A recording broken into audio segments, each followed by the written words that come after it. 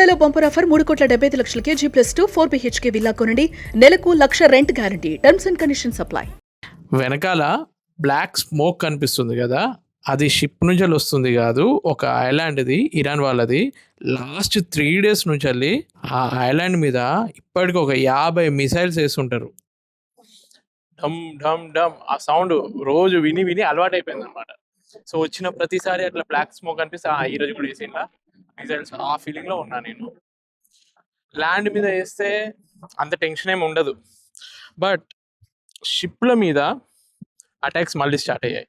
అంటే war start అయ్యి February 28కి first ఇట్లా వార్ ఇట్లా జరుగుతుంది అని తెలిసింది.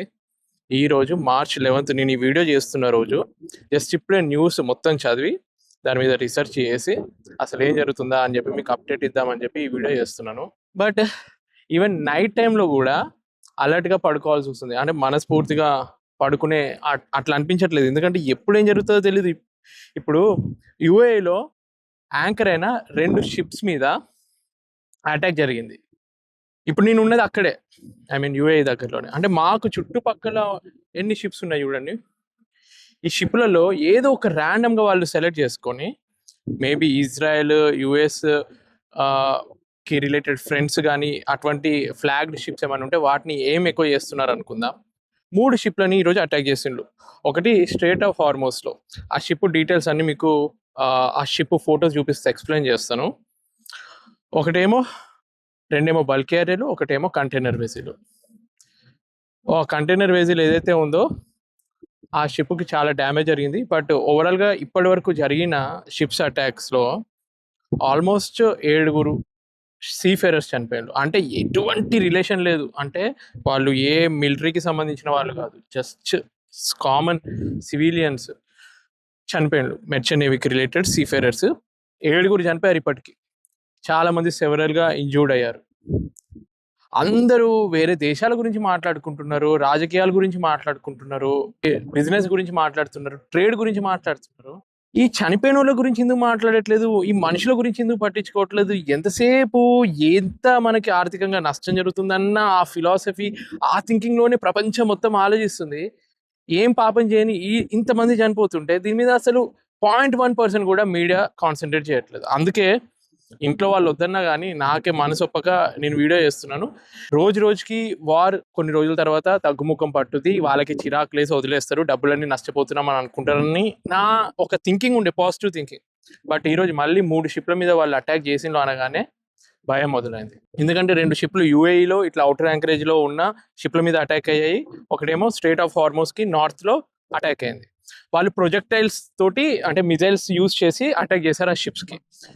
లక్కీగా షిప్ కొంచెం డ్యామేజెస్ అయినా కానీ క్రూ సేఫ్గా ఉన్నారు, ఇవాక్యుయేట్ అయ్యారు, వాళ్ళు సేఫ్గానే ఉన్నారు ఆ 3 షిప్లలో అటాక్ జరిగినవి.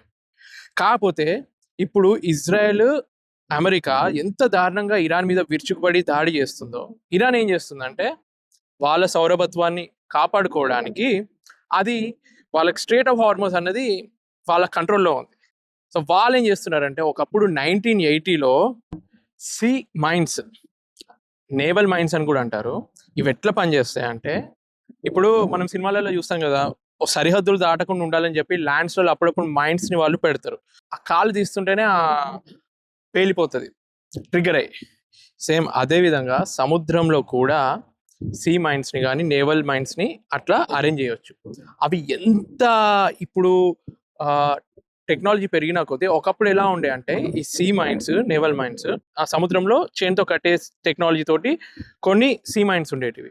ఇప్పుడు టెక్నాలజీ పెరిగిన కొద్దీ దానికి ఒక ప్రొపెల్లర్ టైప్ కూడా అరేంజ్ చేసి ఎటంటే అటు వెళ్ళేటట్టు, అది వెళ్ళి అటాక్ చేసేటట్టు కూడా ఇప్పుడు, అంటే చిన్న బోట్ల టైప్లో కూడా దానంతట అది ప్రొపెల్ అవ్వకుంటూ అటాక్ చేసేటట్టు కూడా సీ మైన్స్ ఉన్నాయి.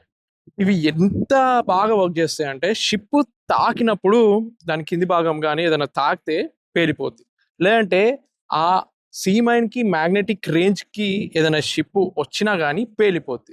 అప్పుడప్పుడు షిప్ ప్రొపెల్లర్ మూమెంట్స్ ఉంటాయి కదా, ఆ సౌండ్ విన్నా కానీ అది పేలిపోద్ది. లేదంటే షిప్ నడుస్తున్నప్పుడు ఒక ప్రెషర్ ఫోర్స్ క్రియేట్ అవుతుంది కదా, ఆ ఫోర్స్ వల్ల కూడా అది పేలిపోద్ది. సో ఇన్ని రకాలుగా దాన్ని యాక్టివేట్ చేయవచ్చు. లేదంటే రిమోట్ తోటి కూడా దాన్ని ఇప్పుడు ఒక లొకేషన్కి తీసుకెళ్ళి రిమోట్ ప్రెస్ చేస్తే కూడా అది పేలిపోతుంది. ఇంత అడ్వాన్స్ టెక్నాలజీ ఉంది. ఇప్పుడు యుఎస్ వీళ్ళ దగ్గర సీ మైన్స్ ఉన్నాయి కదా అని చెప్పి ఏం చేసిందంటే ఒక 16 మైన్ లేయర్స్ అని ఇట్లాంటి సీ మైన్స్ ని క్యారీ చేసి ఎక్కడంటే అక్కడ సముద్రంలో స్ట్రేట్ ఆఫ్ హార్మోస్ లో పెట్టడానికి యూజ్ చేస్తారనమాట ఇరాన్ నేవీ వాళ్ళు. సో ఆ నేవీ వాళ్ళ షిప్స్ ఒక 16 వాటిని ఏమంటారు అంటే ఇట్లా క్యారీ చేసి ఎక్కడంటే అక్కడ ఈ సీ మైన్స్ పెట్టేసి చిన్న చిన్న నేవల్ షిప్స్ ఉంటాయి కదా, అటువంటి మైన్ లేయర్స్ ని ఒక 16ని ఇరాన్ నేవీకి సంబంధించిన షిప్పుల్ని పేల్చేసింది. 16 సరిపోతాయి ఆ పేలిస్తే? వాళ్ళ దగ్గర వేలలో ఉన్నాయంట అట్లాంటి ఇరాన్ నేవీకి సంబంధించిన సీ మైనర్స్, చిన్న చిన్న షిప్లు. ఎక్కడంటే అక్కడ అవి స్ట్రేట్ ఆఫ్ హార్మోస్లో కానీ యూఏఈ దగ్గర కానీ గల్ఫ్ కంట్రీస్లో వాళ్ళు అటాక్ చేయాలనుకుంటే అవి తీసుకెళ్ళి ఆ మైండ్స్ని అక్కడ వాళ్ళు పెట్టొచ్చు.